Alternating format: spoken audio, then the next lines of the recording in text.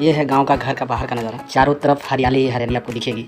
जो आप देख, थोड़ी देर बाद हम लोग को स्टेशन जाना है ट्रेन पकड़ने के लिए। भाई सब तैयार है और हम भी साथ में जा रहे हैं, क्योंकि मैं तैयार हूँ। की पैकिंग की तैयारी हो गई है। आप देख सकते हो ये मिट्टी का रूम।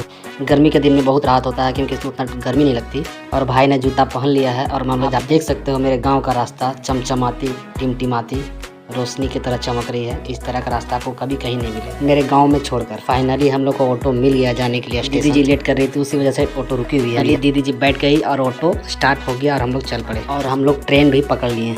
आगे देखा कि कुछ पटरियों पे काम चल रहा है। बहुत तेजी से सभी लोग लगे हुए थे पटरियों को मरम्मत करने के लिए। 1 घंटे बाद हम लोग का स्टॉपेज आने वाला था। अपने स्टॉपेज से 1 स्टॉपेज पीछे थे हम लोग।